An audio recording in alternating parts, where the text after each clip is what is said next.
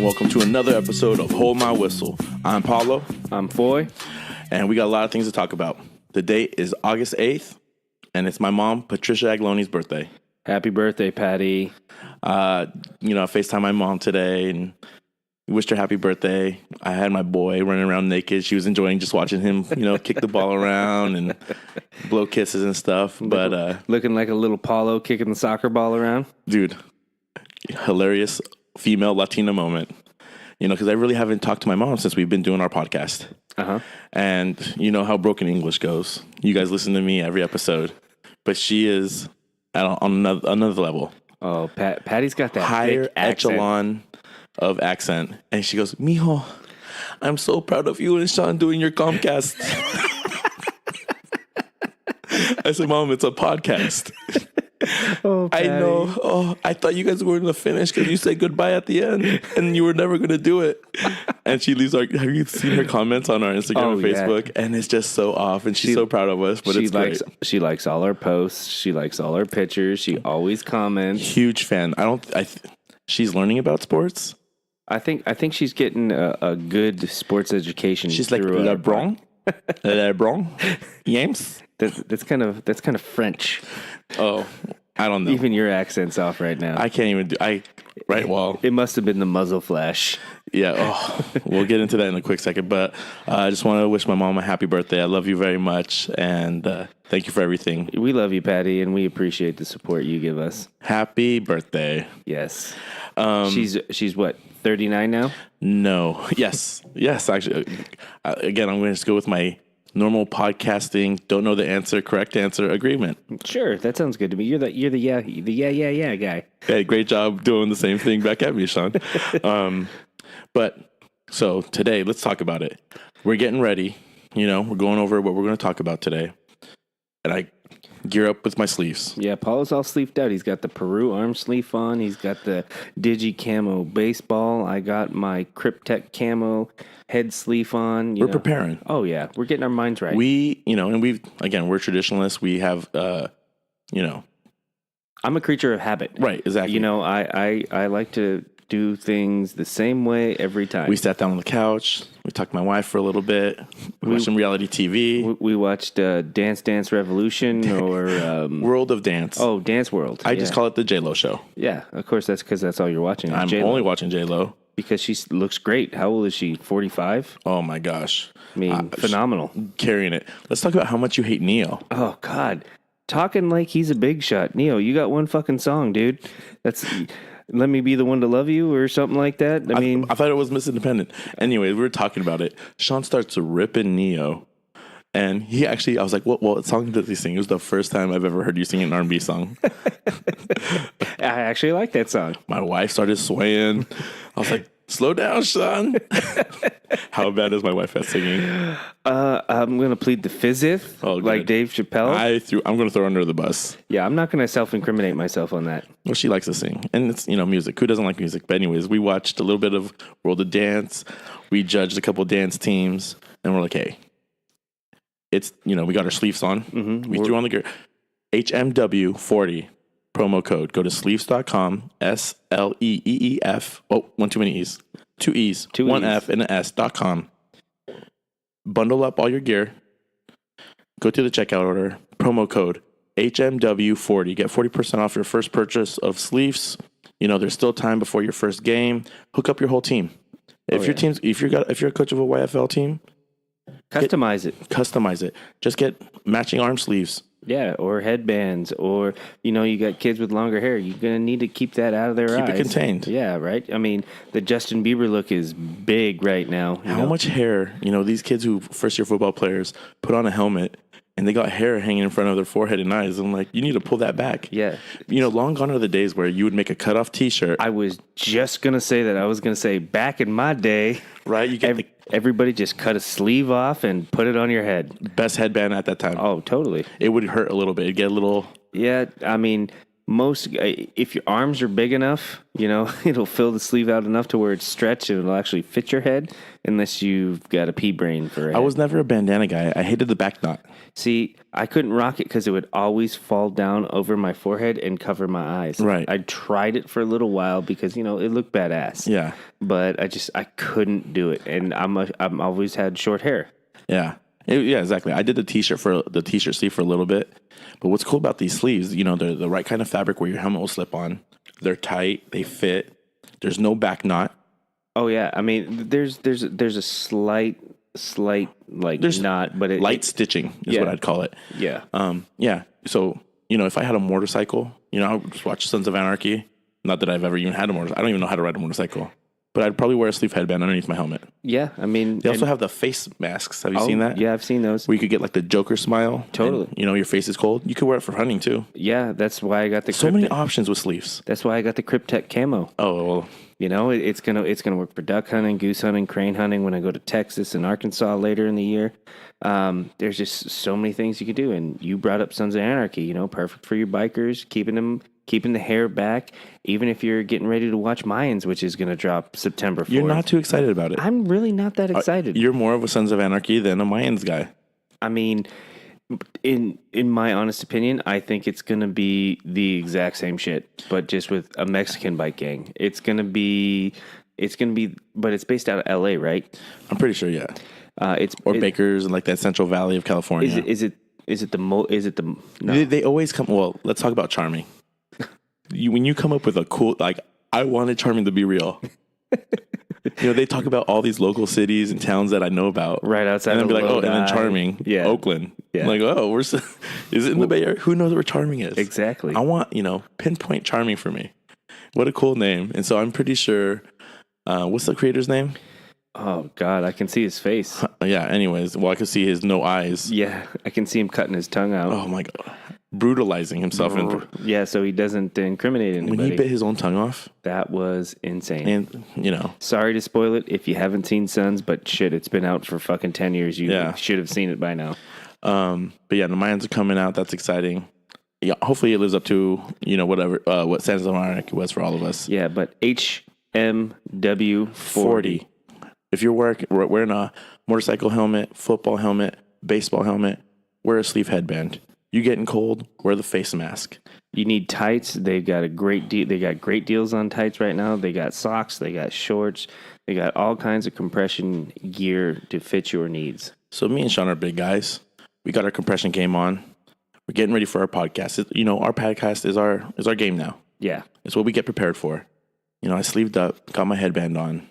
I said, hey, it's time for our pregame drink. We do it every time. Every time. It's our whiskey time. Yeah, we're going to go right into the whiskey time about this. I'm the bartender of the whiskey time, and I'm doing okay making the old fashions. I think I'm not great by any stretch of the imagination. Improvement. I'm not great by any stretch of the imagination, but I'm. Are you a mixologist? No. I know I'm not trying to cut you off, but you're getting there. I'm working. You're on a barman. I'd call you a barman. I'm working on the mixologist. So we sample different whiskeys, try to at least for every show. And we're on like our 7th whiskey. We're up there. Yeah, it's somewhere between 6 and 10. And so, again, we mentioned the Muzzle Flash on our bonus episode with Josh. And our friend, Tony Armenta, went on his Pacific Northwest trip. Yeah, he went from Jellystone all the way to Alaska and then back down the western seaboard. So on the way down through Washington State, he picks up a bottle of Muzzle Flash. The bottle looks cool. It's that lighter type of whiskey. 70 proof or 80 proof? 80 proof, made with, what is it? Chicken nut? Chicken nut. Yeah, it's made in Chicken Nut Bay Distillery. That's what it is. That's the distillery. And Tony brought it to us. We were Josh. We were in my house. Like, hey, let's just give them both a whiff. Yeah, right from the beginning. Just smelled off. It smelled foul. It smelled like gasoline. I'd rather smell gasoline. A chemical, almost. It smelled like something died in the brew tank and just kind of festered. I hope there's a recall on this bottle. I do not want to rip something this bad, but we're about to go on it. Oh, yes. So we smelt it. I drank it neat. I gave it a hard cough on the first sip. I smelt the cork / bottle. I don't know. You call this a cap? Well, I don't know why plug? are you supposed to smell the bottle like a wine? Well, we did. I don't know. It's kind of got Hold that. My Whistle does that. It's got that kind of cork bottom, that you plug into the bottom. Yeah. And I gave it a whiff, and It's a butt plug. Yeah, That's what I'm going to call it. yeah. It smells like a butt plug. It smells like butt. Not even. Oh. So, it's mandatory. We had to try it. Yeah, And you almost didn't want to try it. You were not looking forward to it. We've collected, dream come true for me. Great segment, and we have to invest in whiskey.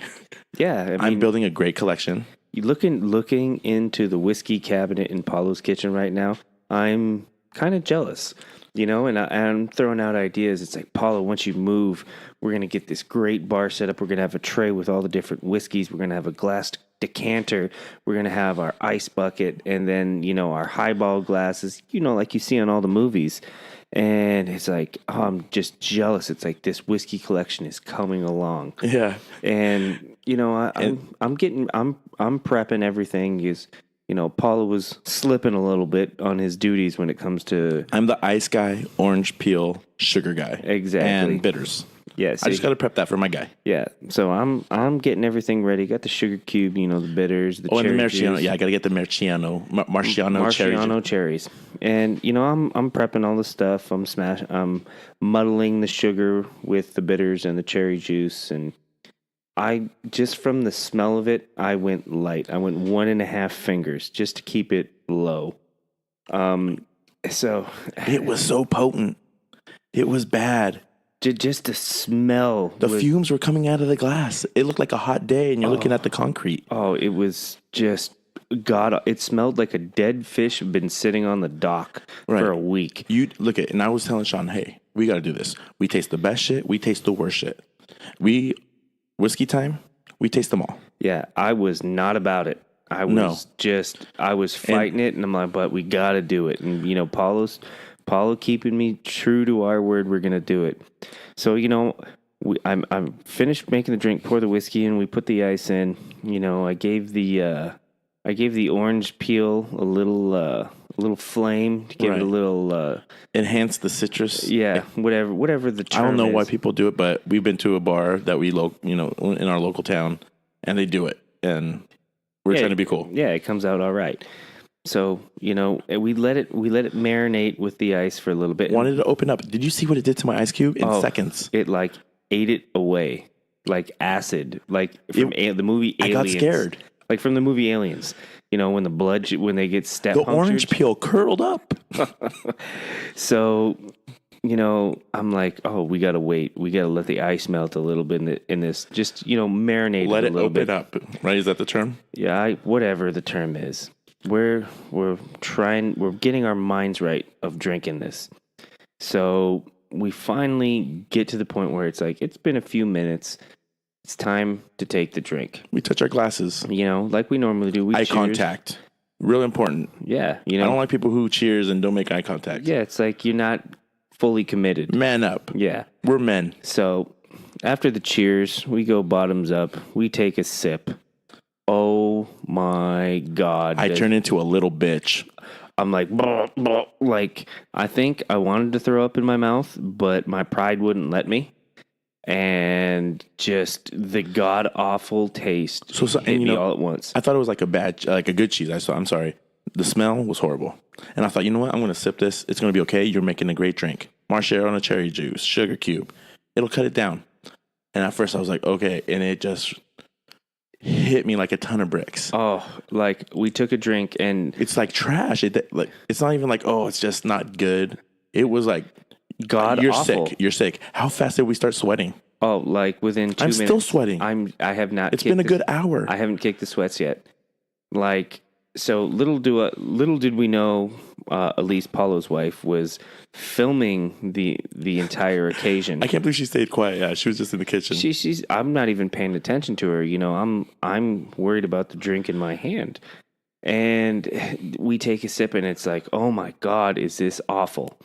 I mean, if you go to our Instagram, Hold My Whistle, you'll watch the video of us drinking it. and you can see immediately on our face how bad this drink is. I don't think of myself as a shitty drink maker, but this fucking cocktail was horrible. I wouldn't pour this drink for my worst enemy. I would never recommend Muzzle Flash to anybody. Stop making whiskey. Washington State, if this is your only distillery, make beer. Yeah. Don't stop making whiskey. Oh, we watched the promo or the commercial on YouTube. I was like, it can't be. And it was just, if you like a smooth sipping whiskey, this is the one for Bullshit. You know what you do? You fucking sip this all the way to the fucking garbage disposal. I want to see if this thing will run my car. It's gasoline. Actually, one time, so do you remember when we went to Crowley and me and Louis took the freaking... The hatchback? No, well, that too. But no, we took a quad and a motorcycle out, and the quad ran out of gas, and I tied the rope around Louis, and he pulled me in on the quad. I remember that. And we tried to siphon gas. I've had gasoline in my mouth. I've tasted better gasoline. This shit is worse. I've done the same. I've tasted better Muzzle gasoline. Flash. This is horrible. Horrible. If I was a kid and I was sneaking out of my parents' house and my dad had a bottle of Muzzle Flash, I'd be like, fuck it, we're going sober. Yeah, I'm not drinking tonight, guys. I am so pissed. It was the most... I had to waste a good ice cube, a good... like orange peel. I got that shit from Chile. That was from the organic store. I went to it. And that's your rival country. Oh, I hate Chile. And he bought oranges from Chile to enhance our drinks. Yeah. And I'm not one to bitch. We are not one to bitch out on drinks. So I even tried again. I was like, you know what? I know I had a bad first. I'm going to go back again. And then I almost puked. Yeah. Like I've never seen you that bad. Oh. Like your face was almost instant puke. If you're listening to this and you see a bottle of Muzzle Flash, boo the liquor store owner. I've got two thumbs way down. I'm not drinking it anymore. I almost don't want. I'm sick of talking about it, but it was offensive. It killed my taste buds for a good 10 minutes. We immediately you called out breakers, but we went straight to the Dickel. Yeah, we're holding on to the breakers because the breakers is special occasion. It's so local. I'm sure I'm going to get more, but we haven't had the Dickel in a couple weeks, and we went right back to it. And the first sip just cleansed the palate. You could feel that shitty taste just getting melted away. Well, yeah, just smelling the Dickel was great. Great for the entry, but yeah, again, like you said, it washed away the rest of the Muzzle Flash, and it finished bad. Oh, it was. But it cleansed my palate again, and then the Dickel saved the day. The Dickel came through and saved the show today. We were going to be super aggravated, just snarl face. Muzzle Flash makes angry drunks. Oh yeah. I mean, holy shit. If you drink Muzzle Flash, you have very poor choice in whiskey. Yeah. Chickamuck Bay or Chickanut Bay. I'm never going there, I'll tell you that. Oh yeah, they better have good ducks and geese to hunt because that's the only reason I'd go to that shithole. Man, I'll tell you what. But hey, if you have any recommendations on a whiskey we should try, throw us out. This is our new pastime. Yeah, we're open for suggestions. But if it tastes shitty like Muzzle Flash, we're gonna tell you to eat shit. Oh yeah, we'll never take a recommendation or shout out from you ever. Yeah, I mean, as bad as this sounds, I'd rather drink Canadian Club or Canadian Mist over this, even Black Velvet. Oh, you hate the Black Velvet. And I hate Black Velvet. What happened to you in Black Velvet? Oh, there was a time in high school where on the weekends we'd go camp at Kachuma, and we'd go with our good buddy Brian Bull and his late dad John Bull. He was a Black Velvet guy. John was a Black Velvet guy. Oh, I like him all right. And a Coors Light guy. Funny story, just to sidetrack off the Black Velvet. We were camping one night, and we're all underage. One night in band camp. We're all camping out, and there's like 10 of us, and John Bull loved to camp with us and hang out and spend quality time, albeit providing alcohol to minors. But he'd sit there and just tell us stories about when he was a kid, and we'd be having cocktails. We're all 18, and some of us were 18. I wasn't 18, but we got we were in a campsite way down in the overflow where nobody really camps.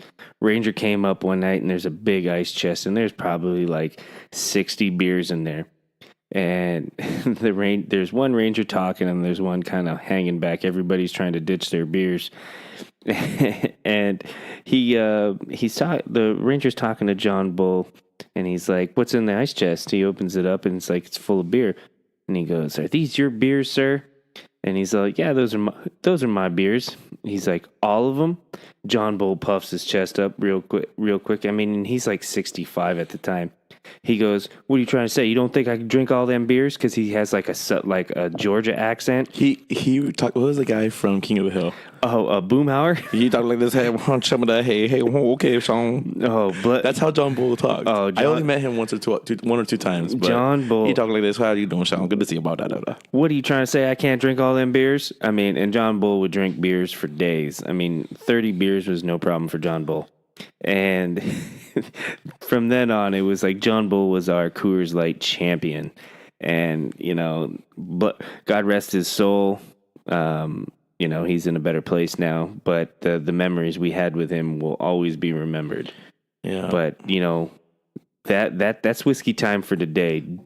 Public service announcement: do not drink MUZZLEFLASH whiskey. If you like drinking horse piss, then by all means drink it. If not, fucking dump it down your drain. Life or is don't too buy good. It. Yeah, life is too good. So we're gonna move this bottle of MUZZLEFLASH out of our eyesight. So let's get into the show. Sure. All right. Hey, we're going to be talking about the NFL Hall of Fame and the inductee speeches. Pretty funny stuff. I want to talk about some hard hitting NFL football players. And just a couple of things that are happening in the NBA. But let's start it off with my favorite segment, my starting lineup. Sean, give it to me.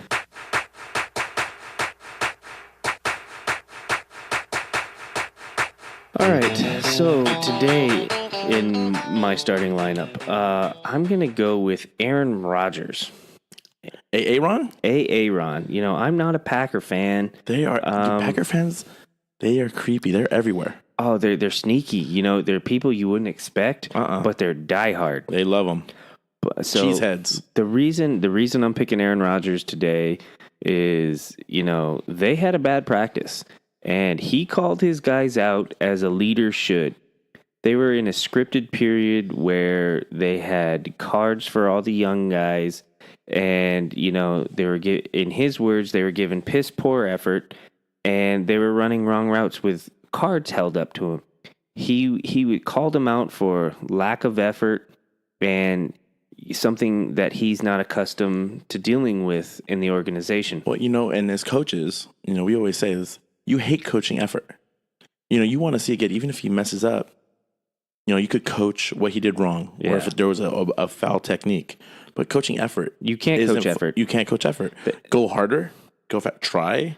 I hate saying those things. Yeah, and on our coaching staff, that's one of our mantras is, we can coach scheme and all that other stuff, but you can't coach effort. Yeah. Effort is non-negotiable. You go hard or you don't play. What's Ray say? Effort's between you and you. Exactly. I mean, and to call your guys out, especially because he said he was happy with Cobb and Devontae Adams, but he was disgusted at the effort from his younger guys. But so it's impressive. For me, it was like a Kobe moment. Remember how Kobe used to call out his guys? Oh yeah. In between championships and after championships, you got to be able to ride your guys and push them. And if they don't respond, ownership, management should take notice. Yeah, you don't have the right personnel. It's like you have cards drawn up. You're a professional athlete. There's no reason you should be going half speed or running the wrong routes. Does that, make you think about the kind of season Aaron Rodgers is going to have this year, or do you think it's going to be a positive turn for them? Or is it better early than late? I think it's better early than late, but that's kind of worrisome. If I'm Aaron Rodgers, these are the guys you're working with. And these, how many receivers are probably right now in camp that are going to get cut? Oh, at least 5. I'm sure there's the top 2 10 guys. Yeah, and you got Jimmy Graham. It's pretty solid, but he's trying to build depth, or he's trying to really make those guys race to the top. I don't think it's that big of a deal. No, I don't either. Their receiving core isn't hurting, but he's just... I think it's more of a motivational thing to, you guys are... He's trying to make a point to the young guys that you're professional athletes now, and this is what is expected. Yeah. This isn't college. Somebody's not going to hold your hand through everything. And, the expectations are up here. And if you don't meet that, you need to pick your shit up or you're going to go home. I like how, it reminds me of Peyton, that he's like, I run this part of practice. He's in charge of it. Oh yeah. And it reminds me of Peyton. I wonder how many other quarterbacks. Is it only the top echelon guys that are running certain segments in practice? I think that's pretty accurate. I'm sure there's guys on the cusp of, taking over that ownership role of certain segments like that. They're just either not quite there yet, or they don't have the overall ability, to run that, or they haven't commanded the respect from their team yet. Do you think Danica just got on him a little bit and he just had a bad day? I don't think so. If Danica got on him, I think it's a good thing for him. If Danica got, yeah. But, she's got that resting bitch face. She does, but she's still good looking. Good for him. Yeah, hopefully. Yeah, hopefully she made him feel better at the end of the day. Oh, yeah. Little TLC for AA Ron.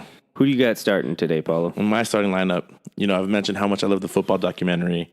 Last night, day 1, Cleveland Browns, Hard Knocks, episode 1. Just a fun time for me. I'm getting excited, got my popcorn ready. I just want to watch an hour of what summer camp is for one of these NFL teams. And it was really funny for me because one of the first scenes is you get Nick Chubb coming off the plane and Baker Mayfield. And Baker's got like his one entourage dude, little skinny white guy with a gold chain. And, the team has someone to meet him in the airport. And Nick Chubb is by the luggage carousel by himself. And he's got like a camera on him, so everyone's kind of looking at him, and no one knows who he is. And they're like, "Are you a player?" And some random like Asian dude's like, "You play in the NFL?" He's like, "Yeah." He's like, "What's your name?" He's like, "Nick." And the guy's like, "Welcome to Cleveland." Random. And no one knows who Nick Chubb is. I'm like, this guy is phenomenal. The kid's going to be good. And Baker's got all his crew around him.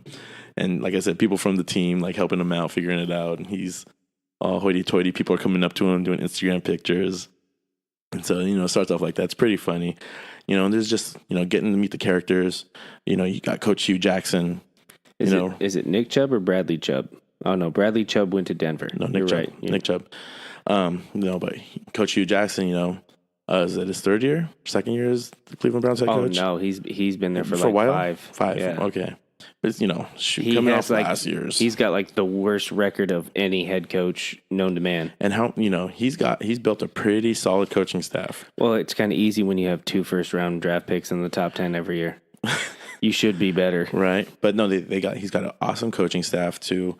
But right off the bat, dude, like bad news. I guess his brother died earlier the month. And then his mom died like within the 2 weeks after that. Hugh Jackson or Nick Chubb?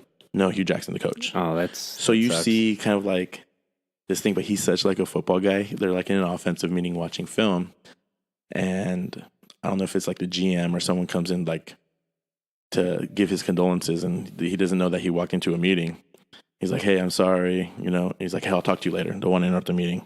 Walks out, and he's got his O-line coach, receivers coach, all the rest of the offensive crew. And he's like, "Hey guys, yeah, my mom just died." Right? And everyone's like, "Oh, sorry, prayers, this and that." And he's like, "Okay, thanks guys." And so this is inside zone and goes right back into football. Yeah. Like he's, it's probably his getaway and like his thing, but he's just so focused on, the head coach life. Oh yeah. And it's like football guys too. It's like, "Hey, what do you do in your free time?" Like, you just talk football. Right? I mean, it's what you do. It's what you're about. Yeah, your downtime, like if you're a head coach and you're talking to another head coach or a football guy, you just talk football. But that's happening for him and just crazy stuff. But another, moment that you even brought up to me and showed me was like Jarvis Landry. Oh, yeah. Josh sent me the Taylor Rooks Instagram clip of Jarvis Landry in the receiver. I'm assuming it's the receiver meetings. Yeah, it's the receiver meeting. And they had a couple practices. And he's like, "Hey, can I talk?" Receiver coach is like, "Yes." He goes, turn on the lights. He's in front of the screen and just starts talking about effort and practice, pretty much Aaron Rodgers moment. Oh, yeah. With I think a lot more attitude, and just talks about needing to practice because I guess people weren't practicing, going 100%, and, just not having the right attitude and talk about how contagious it is. Dealing with Injuries, playing tough. And we talk about that all the time. I have young players, but at the varsity level, our kids figure it out by then. But, are you injured or you hurt? Yeah. A thing we live by is either you can or you can't. We're not going to say, oh, you should take it easy. Either you can go or you can't go. And you would think, hey, I'm about to get paid millions of dollars. This is my profession, my career, but it's the Cleveland Browns, and this is the kind of thing they have to deal with. And even Jarvis Landry, who's coming from a Miami program that's kind of shaky, they got rid of a handful of decent players and everything. But he's a Pro Bowler. He's a Pro Bowler. Listen to the guy. He's competitive. We might have talked down about him in our fantasy league, but he's the dude. Oh yeah. And you should have seen his practices, bro. He's one-handed catching, running routes like a champ, but that's what Hard Knocks says. Yeah. Hard Knocks will make you believe that they're the greatest team in the NFL. Oh, they're awesome. But he is solid. I mean, but if you get the chance to watch that speech, that's real, we might show our team that. Yeah, and we'll probably post it on Instagram. Yeah. And I was talking about Hugh Jackson's staff. You know who the defensive coordinator is? It's Greg Williams. Yeah. And I can't look at him because he's giving like a speech and he gets intense. And all I think about is, the Saints and what was it called? Headhunting Gate or something like that. Bounty Gate. Bounty Gate. That's all I think about. And freaking Vilma. And just taking out Brett Favre. Oh, yeah. That should have been a good year for the Vikings to make a good Super Bowl run. Yeah. Dude, and they just knocked this shit out of everybody. How many late hits? Oh, God. Wasn't Kurt Warner got late hit? And everyone tattooed. Once you look at it, you're like, oh, my gosh. I wonder what the money was at. I'm sure it was big. And that's all I think about. I was like, the Browns need that. Hey, I can respect that. It's like you're trying to get the most out of your guys. Yeah. Especially in the NFL. And he's got such a bad hair dye job. Like, it's like 3 different colors. Like, there's roots, there's a light brown, and the tips are black. I'm like, are you supposed to do it the other way around? It's like, come on, buddy. You're trying too hard. Yeah. No, but that's my starting lineup. I'm a big Hard Knocks guy. And, I'm excited to see, I'm probably going to give an update every week on how that's going, But I just want to let you guys know there's a lot of people drafting in this next week or two. Do not pick any Browns, guys. Just don't do it. There might be a guy or two, maybe Gordon, but do not pull the trigger early on any Browns players. Yeah. So being that we're going into Riding the Pine and you picked the Browns on Hard Knocks, I'm going to pick a Brown for Riding the Pine. Sit down. Sit! Rookie receiver Antonio Callaway. He was recently arrested for marijuana possession, or was arrested or cited for marijuana possession. Plus, he had gun parts and bullets in his car during the driving. weed bust. Not good. Is he hanging out with Josh Gordon? Right. Like, why can't is there good weed in Cleveland? What is it with Browns receivers? I mean, come on, dude. And he's a rookie. Rookie out of Florida, promising. He had, a promising prospect. He balled at Florida. The cat was a stud in the SEC for, I want to say, 3 years.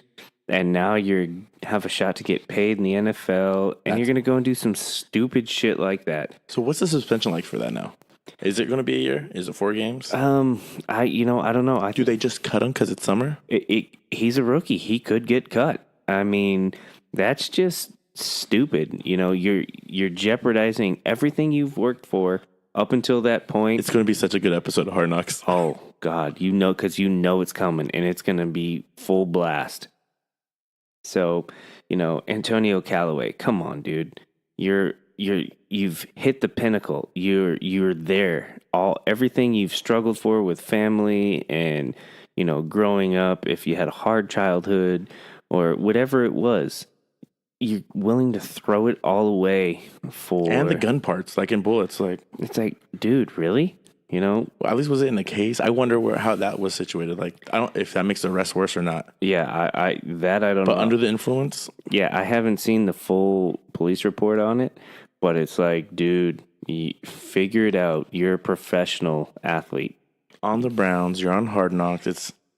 Everything's magnified. Oh, yeah. You're under the microscope. So that is my Riding the Pine this week. But just typical of the city that's won the blowy for, what did we put it for? I forget. Cleveland won. Oh yeah, Cleveland. It was Cleveland for something. I don't. Being the worst. Being the worst at something. It's so just it keeps compounding on the city of Cleveland. LeBron leaves, and then they have this whole fiasco with the Browns and how shitty they are, but all these good draft picks. Are they going to be good? There's a lot of talent on that team, but things like this don't help. And the fact that they traded Corey Coleman away for a 7th-round pick to the Bills makes me wonder what happened. I don't know. He was supposed to be the number 2 guy, opposite of Josh Gordon, and now you trade him away, and then your rookie stud that's supposed to be like this number 3 slot guy. Do they still make paper grocery bags? Why? Because he's going to be bagging groceries? No, because the fans need to cover their heads. Oh, yeah. Oh. Just get them back out, Spend the 10 cents, cover your head up. I don't know if they charge in Cleveland for bags they do in California. They shouldn't. Yeah, they should just give them away. Go ahead. We understand. We feel for you. Give them away at the stadium gates before you enter. Here. Free bags. Feel free to cover yourself. You get bobbleheads for baseball games and you get grocery bags at fucking Cleveland Browns games. Who do you got riding the pine? All right. So my riding the pine this week is D-Hop. The Texans wide receiver. DeAndre Hopkins? DeAndre Hopkins has recently confirmed is dating Iggy Azalea. Ooh. And now you might think like, hey, that's good for him. Really, it's not a time to be dating a star rapper. Maybe she's going around, but I'm just talking about track record. Think about when she was dating Nick Young in LA. They weren't doing that, didn't help his game. Yeah. I think it's just a bad time. He's a primary receiver in a lot of people's drafts. Didn't Nick Young get traded after they broke up? Right. Nick Young did cheat, but did she lead him to cheating? Who knows? Who knows? I like Iggy Azalea. Who doesn't? She got mad booty. She's done a lot of plastic surgery. Whatever. She's not a bad rapper. I mean, she has a bad rap as well. Yeah. She steals lyrics or she's not that original. She creates a lot of beef. I was watching a video and she's got like several beefs with other stars. She had a nice, anyways, I just don't think it's good for DeAndre Hopkins. It's dating her, bad timing. And to come public with something like that, it's like, we were talking about this earlier. We were talking about A-Rod and his choices. He dated Madonna, all in the public limelight. And then, is he married to J-Lo now? No, they're living the life, though. Yeah. They are not married, but I follow A-Rod on our Instagram, and him and J-Lo are just everywhere. Yeah. The kids are with them. I've never, A-Rod was kind of like a bad guy in my eyes, and right now he's a good guy. Yeah, but he's looking cool. All his relationships have been like super public and like well publicized. It's like if you're gonna be, he dated Cameron Diaz too, right? Or is that Derek? No, it was him. I think it was him. My thing is like if you're gonna be a public figurehead of a major sporting organization, it's like try and keep your personal life as low key as possible. Look at Derek Jeter. Derek Jeter was with half of the Maxim top 100 models. And the other half were Victoria's Secret models. Yeah, so it's like you never heard anything about that in the news, the tabloids. Like Derek Jeter was super low key, and the only thing anybody ever said, like after they'd split, is he was a total gentleman. Right. So he left them with a parting gift. Yeah, if you're gonna take relationship advice with somebody, do it from Derek Jeter. Right. So yeah, D-Hop, not saying that it's a bad choice, maybe a bad choice of putting it public and putting it out there, let it run its course a little bit and then come out, let us know that it's a real commitment type thing. Cause, at least just saw her with Demi Lovato. She's hanging out with Demi Lovato. Yeah. Then then Demi Lovato ODs on heroin. We love Demi though. Sure we do. Okay. So that's our Riding the Pine starting lineup. Sean, let's talk about the NFL Hall of Fame inductees. In my opinion, like probably one of the best classes to hit the Hall of Fame. Oh, like defensive studs. Collectively. Receiving studs. Oh, when you're inducting the number 2 and 3 receivers in terms of stats and all the major categories at one time, that alone is just huge. And the fact that you throw arguably one of the best linebackers in Ray Lewis in that mix, and then another guy like Brian Urlacher in that mix, it totally sends it over the moon. So yeah, great class, but there's only one thing that everyone saw was Ray Lewis's speech. It started out really good. But did you not, we expected it. Oh yeah, Ray Lewis is a very good motivational speaker. I've watched some of his speeches to like high school teens. Right, and he young talks to kids. colleges. He does a great job. But, he's a reformed man now, ever since the Atlanta incident? Yeah, the what was it? Accessory or witness? He witnessed to a crime, Witness to a murder or whatever, he found the Lord. And more power to him for that. Whatever he needs to make He took us to church. Yeah. For about half hour. And it's like, dude, I don't want to hear your sermon. I really don't. I'm sorry. You know what's funny too is that, everyone stays behind the podium. They talk into the mic. Ray Lewis has like the Britney Spears microphone coming off his ear. He's walking on the stage side to side. He's working the crowd. Who's done that? Who's that motivational speaker? Tony, with the big teeth? Yeah. God, I can see his face, but I can't think of his damn name. The motivational speaker, Tony Robbins. Tony Robbins. He was like Tony Robbins of the NFL Hall of Fame speeches, just trying to spread the good word and all that. It's like, Ray, we get it. Did you see that funny moment where he was talking about how his dad wasn't there? And, he's there for his kids. And he's like, that's why I still kiss my kids on the mouth. All of them. Because my dad wasn't there. And they show his kids, and all of them are like, no, Dad, why do you have to throw that out there? Oh, man, like all the kids are just like super embarrassed. Super funny. Yeah, it's like... His kids are balling, though. Oh, wow. One of them's Division I. One's at Miami, I think. Yeah. And then, they're running backs, and I don't think too many are playing defense. They're ball carriers. Yeah, I think they're more offensive. But, there's definitely some good genes in that household.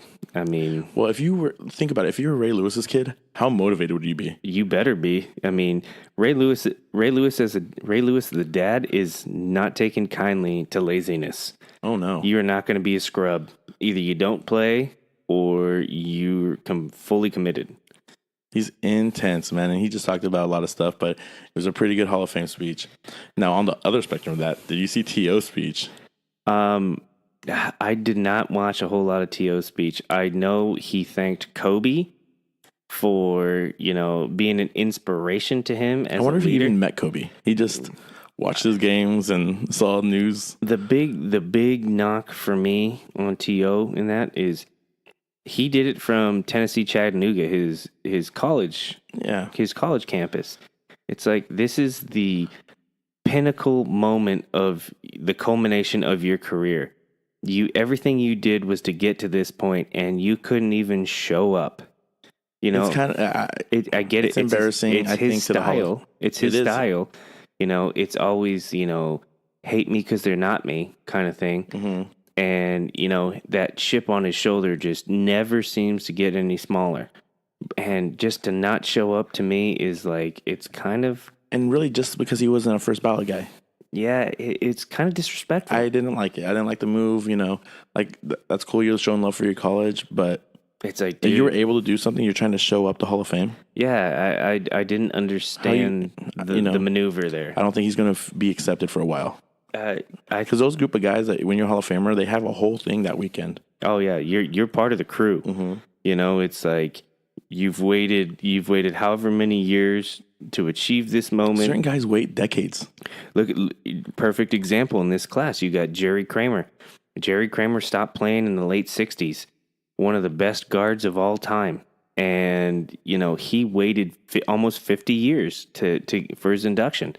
And I'm sure every year the disappointment when he's watching the Hall of Fame draft of guys he either played with or played against, going in before him, when, deep down he knows, oh, I belong there. Yeah. And it's like, is my day ever going to come? And so, not a great speech. He talked about, a lot of them talked about the haters. Because, you're a pro athlete. You're going to have fans that don't like you or certain thing in media. But everyone had the hate speech. T.O.'s was just irrelevant to me. Well, yeah. Brian Dawkins was talking about that. Like, thank you, haters. You motivated me to be me. Yeah. And the way he played. Oh, yeah. What a guy. I mean, I didn't think he was going to get in so early. I didn't see that either. But just trying to go back to Jerry Kramer for a second, it's like, you look at his career and it's like he has one of the most iconic blocks in one of the most famous games ever. The touchdown to win the Ice Bowl where he lead blocks for Bart Starr and clears the way. I mean, that is a quintessential moment. That was in the on NFL Films, like intro music. Oh yeah, to the show. And forever. It's huge. Finally, I'm sure if he died tomorrow, he'd be the happiest man in the world. Yeah. No At least he got regrets. that recognition while he was still alive. Like what I liked is I watched the introductions where they introduced him and they go through like the gauntlet of gold jacket guys and they shake their hands. Like, not a lot of the young guys know the old timers, but he knew every old timer and he's like, "Oh, I'm glad to be with you finally." They're boys, you're finally in. Exactly. Just the humbleness of that whole experience and just finally, being accepted into that elite group of athletes. You know what's crazy is like I always respect those guys because I never watched them play. But, watching like, these guys that are the Brian Dawkins, the Urlacher, Ray Lewis, we watched their whole career and they're already in. Yeah, it's insane. It's funny to see, a lot of young guys. What I watched was kind of funny because Randy Moss made it top 3 receiver of all time. So, they did a special on how they make the bust for him. Oh, all his pictures? They show all the pictures, and he's choosing what smile and this and that, what hairstyle, and he wanted to have the one with the fro. Did you see that? He was going to go with the fro. It would have been because there's a couple fros in the Hall of Fame. Yeah. The guys from the 70s, Exactly. but not like Randy's. Not like Randy's. Randy's was rotund. My favorite Randy Moss cut up of all time is when DJ Steve Porter, I want to say, he did the Get Your 84 Jerseys Out mix, the one clap. And it's like, that's where the whole straight cash homie thing came from. It's like, hey, Randy, you going to write checks for these fines? Nah, man. How you going to pay these guys? Straight cash, homie. I mean, Randy Moss, you love him or hate him, you cannot deny his game. Oh. He to me created the ultimate deep threat wide receiver. And his speed was insane. I think with the bust we were talking about too, is he might be the first bust with cornrows. It's up for debate. I'm going to say yes, he is. It's definitely up for debate. And it's just, Randy, everybody thinks of Randy Moss as just a deep threat guy. And, when they compare him to Jerry Rice, it's like, well, Jerry Rice went over the middle and this and that. But if you look at Randy Moss's career and look who he had throwing him the ball in terms of, they got cannons for him. And comparing Jerry Rice's quarterbacks to Randy Moss, Jerry Rice obviously played with Joe Montana and Steve Young. But he also had Taylor at receiver and good tight ends.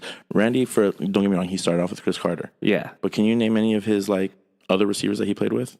You got to think about it. Exactly. And Randy was the main guy. And the only quarterback he had thrown the ball was for 2 years in New England? Yeah. And I'll give it to Randall. I liked Randall. He was probably the best Randall Cunningham I've seen when, those first couple years. Because he had an amazing rookie year. Those first couple years. Well, Randy Moss. Culpepper, though. Randy Moss, to me, kept Dante Culpepper in the NFL. Oh, yeah. The fact that Dante Culpepper's huge arm couldn't overthrow him and he'd come down with it was just, icing on the cake for Dante Culpepper to have a successful career. Yeah. But talking about the defensive players, Sean, let's kind of go somewhere else with this. I'm watching all this YouTube and, I'm loading up our Instagram with, a lot of these big hits that we're seeing, and some of them are crushing hits, right? And so I go into this rabbit hole of YouTube films, and somebody makes a film saying that this is the hardest hitter in the NFL in the last couple of years. And it's Mark Barron from, he's playing for the Rams right now, but he was a Buccaneer. Yeah, he was drafted by the Bucs. I want to say he came from Florida State. I think so. He's a hard-hitting guy, yeah, and it's not like there's some hits that are like, okay. But he's not a safety anymore. He's moved, a backer. He's moved to linebacker because he's so big. Right. And, I'm thinking before, when we were younger, not too much younger, but there was a lot of hard hitting guys.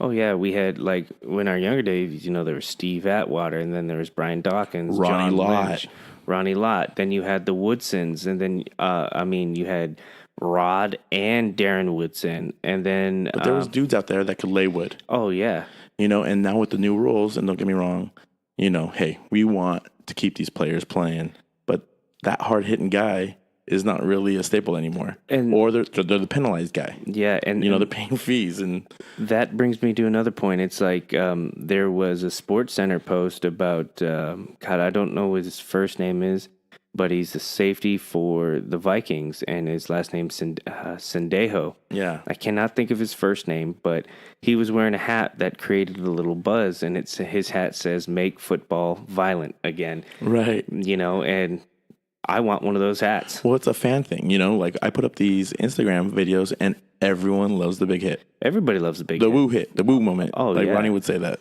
Oh, yeah. Everybody wants to see that. Nobody wants to see the New Orleans Saints versus the Minnesota Vikings in the playoffs where the guy whiffs because he can't hit him. Right. It's like in the old days, You're thinking Stephon about Diggs gets lit up. it. I used to love Jack Tatum for the Raiders. I never watched him play. I wasn't old enough, but he used to put like little Christmas bells on his cleats, So they could hear him so coming. they could hear him coming. But on the same time, he would crush people. Oh, yeah. Didn't he like paralyze the guy? I think so. Like, you're not going to get that anymore. No more clotheslining and all that stuff. Of course, that's not legal, but the hard hitting guy, like who sticks out in your mind right now? Current player. Well, it would have been Cam Chancellor, Right. but he just retired. And, I think injuries were catching up with Cam, and, the game wasn't really suited for him to play the way he normally plays. All these bullshit rules that affect a defensive player.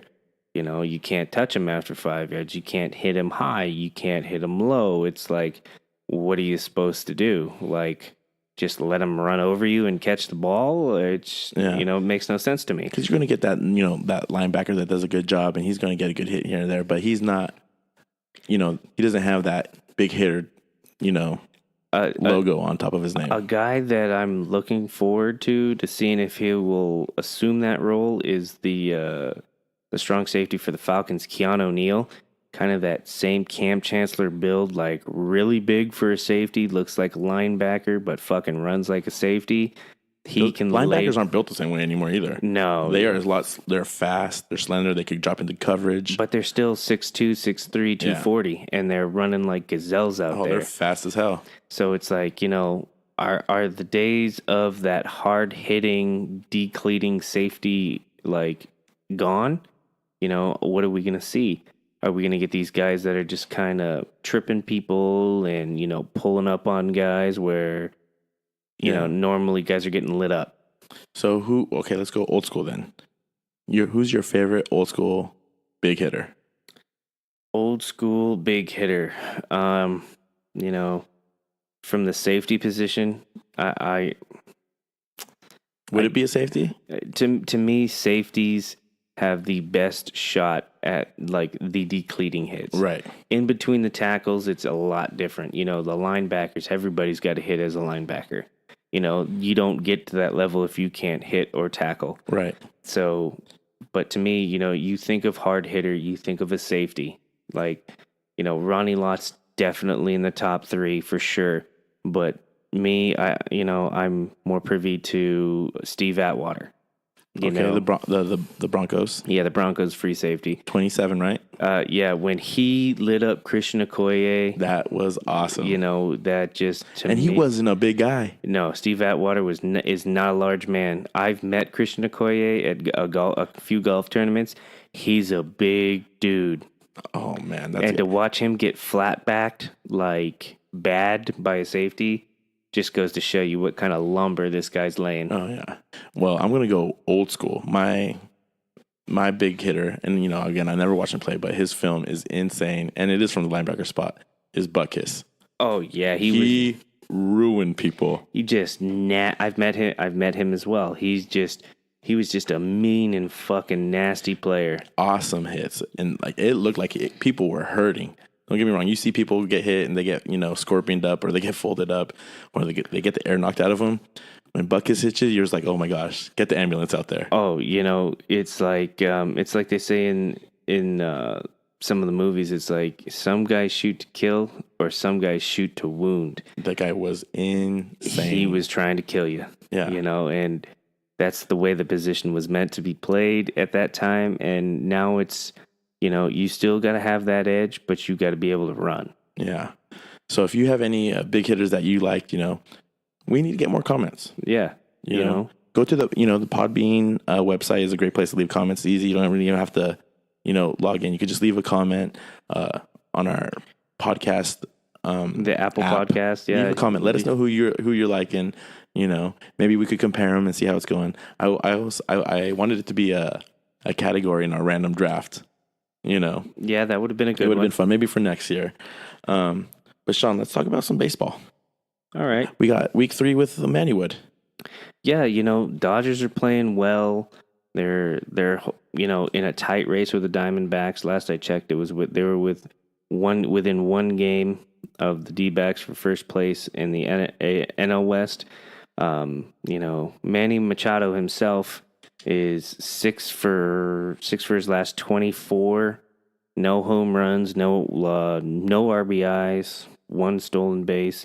Kind of in a bit of a slump, but the team's winning. He's assuming the role at third base, and it's the doldrums of the season. Baseball is the battle of attrition. 162 games over like 6 months. And, it's a grind. You got to get out there and grind. And the fact that he's staying healthy and, still somewhat producing. He's still got to adjust. Yeah, he's living that West Coast lifestyle now. Yeah. So I'm going to declare something. I'm jumping on a bandwagon, Sean. Weird. That's what I do. I'm jumping, it's really your thing, but I'm taking full advantage. What's the last bandwagon I've been on? Well, you only jump on the big ones. You're a Patriot, New York Yankee, I jump on the Patriot bandwagon because I respect the way they play. Okay, whatever. They're not my squad. Whatever. But I respect the way they play. I love their head coach. Whatever they do works. Anyways, I love this segment now. I'm taking full advantage. And, I'm a Bay Area guy. And it was one of my first favorite baseball teams. And I'm jumping on the Oakland Athletics. Weird Bay Area homer pick. Well, I used to have the San Francisco Giants split Oakland A's hat. And I was a big Bash Brothers guy. Ricky Henderson, Dennis Eckersley, that whole squad. Battle of the Bay. But the Oakland A's, Moneyball, Billy Bean is coming through again. Oh, and you look at their lineup, it's like the only guy they got that is like a legitimate stud, quote unquote, is Chris Davis. The dude hits bombs in the shittiest park known to baseball.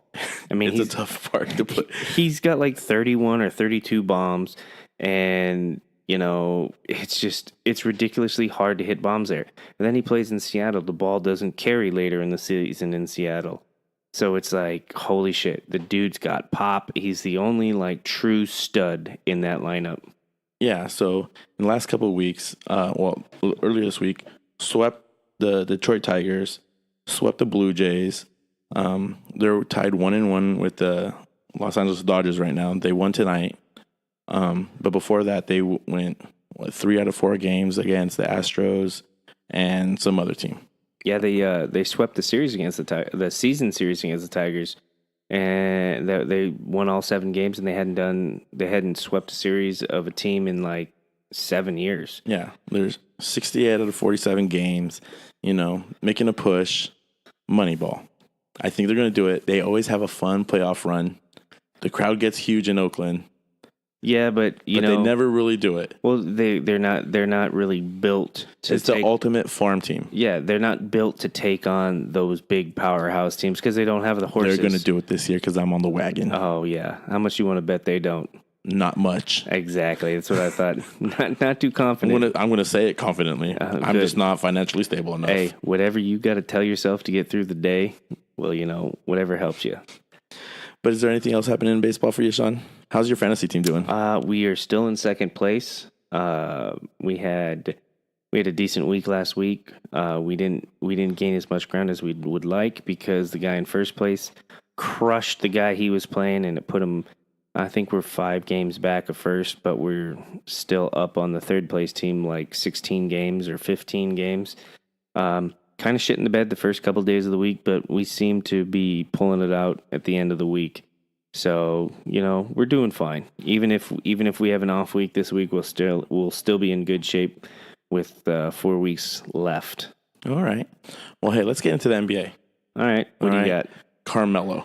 Oh, God. Will that guy just retire He's already? been traveling between Oklahoma, Houston, Atlanta, Houston again. It's official. Well, at least the flight between Oklahoma and Houston's relatively short. But it's official now. He's a Houston Rocket. So what does that mean? Is he going to come off the bench? Is he going to be a starter? Is he accepting a lesser role and he's just okay with it? Is he being compliant? Who knows? I mean, he had to wait to clear waivers from the Hawks, and he did, and then he got picked back up by Houston, and, it's official now. He's what role is he playing on that team? He's not going to be the scorer. You got James Harden for that. You got Chris Paul. You got Capella down low. I really think he's not going to fill the shoes of Trevor Ariza. I think he's more of a decoy. You got it. You have to respect him when he's on the court, and maybe that opens up a Harden. So. But long gone are the days of him being that reliable scorer. It's all done. If you can get 12 to 15 points out of him with a few boards, a few assists, I call that a win. But his statistics are in the steady decline. His 3-point shooting's down, his overall field goal percentage is down. So it's he's got some intangibles. Hopefully with some leadership qualities, being a seasoned vet like he is with some of the young guys on that squad. But it's, I don't think it's not enough. It's not enough to overtake the Warriors in the West. No. I mean, hey, but talking about the Warriors, the NBA just released their Christmas Day schedule because it's all they have right now to sell. And, the last couple of years, the NBA does a good job of making, if you want to watch basketball on Christmas, it's going to be a pretty exciting game. Well, it should be. Everybody's home. Right. And it's been the Warriors versus the Cleveland Cavaliers last couple of years, which is pretty much a preview of the championship game. Yeah. And it's not stopped. The Los Angeles Lakers are going to play the Golden State Warriors on Christmas Day. They got to keep it going. That should be a bloodbath. It probably is going to be. But it's LeBron, and he kind of comes up for Christmas. He does, but the Lakers are going to be okay. They're going to get to the playoffs, and maybe they make it out of the first round. You think they make it to the playoffs? Oh, yeah. With LeBron, yeah. With LeBron, they're guaranteed no worse than 8th seed. Well, what do you think? It's so tough, man. The West is if they make it, they shouldn't try to get the top half. They're going to be on the bottom half. Yeah. They're so young and at the same time, just the crazy moves they're making. I can't make any predictions on it. They're going to get stuck playing like a Houston or Utah, maybe even New Orleans in the first round. Yeah. And I don't think they have the guys to compete with a lot of those young teams. Yeah, I follow LeBron on Instagram, and they're showing like highlights of LeBron just dribbling the ball in between other guys' legs that he practiced with in the summer. And who am I forgetting his name? Lance Stevenson. He's playing with him in his little home court gym, and he's doing the same thing. I'm like, this is not a preview. This is just a joke. They're playing against bums. Yeah. I thought I saw a picture of LeBron sitting in a chair wearing a pair of Kobe's. Was he? Yeah, he was wearing a pair of Kobe's. And it's like, is he the best player of the Lakers to ever wear Kobe's? To each his own, whether you think LeBron's the greatest or wherever you rank him.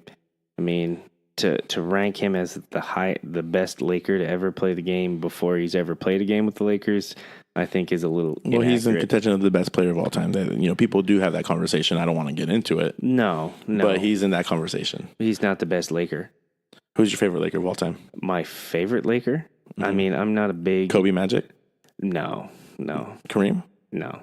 Who's your favorite Laker? My favorite Laker. This is a fan pick then. Yeah, it's a total fan pick. Shaq. Okay. Oh yeah, Shaq. I'm sorry. That's not a fan pick. You should be good.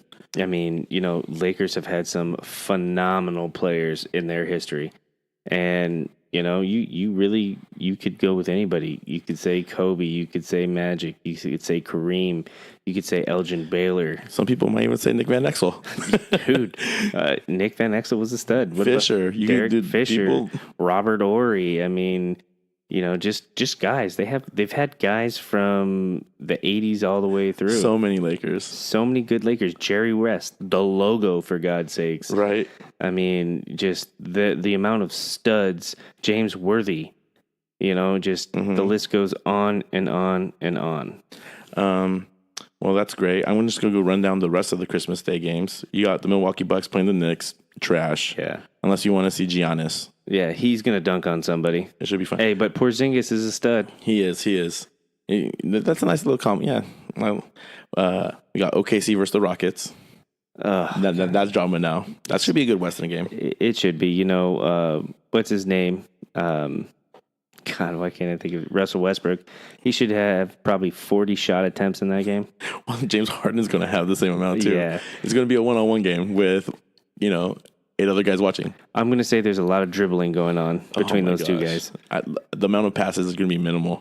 But I will say, nobody, in my opinion, gets to the basket faster than Russell Westbrook. Oh, he attacks that hoop like no one. Like his first step from the top of the key, like 3-point line, is so fast. Yeah. East Coast game, 76ers for Boston Celtics. That should be an Eastern Conference championship contending game. I would think so. I mean, with the Celtics at full strength, I find it difficult for the 76ers to compete. Funny tangent on that. I was watching a Colin Cowherd video from one of his daily shows. He was saying that, he was making points that the 76ers ruined their chances at getting LeBron James by drafting Markelle Fultz.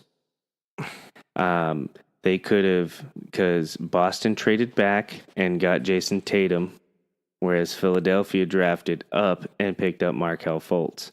They could have hung back and drafted Jason Tatum. I don't know, Had Ben Simmons, had, what's his name, the big dude, Joel Embiid. All those are better than picking up Lonzo Ball. Oh, yeah. And he still went to LA. Yeah. He was going to LA no matter what. Oh, yeah. It was just 100%. A big play on things. I don't think, Colin could make a lot of points, but at the end of the day, I think LeBron already had his mind made up. Yeah, I mean, and then they're stuck with a guy like Markelle Fultz who hasn't even played. Like his jump shot. I think he might be rookie of the year next year. What, his third year on the bench? Yeah, you never know. You never know. It keeps happening. But the NBA trying to push Christmas Day, and they also have a Martin Luther King Day. That's their big push right now. Yeah. So hey, on your holidays, NBA might be the thing. I'm getting ready already. The NBA is making me feel like the Christmas spirit.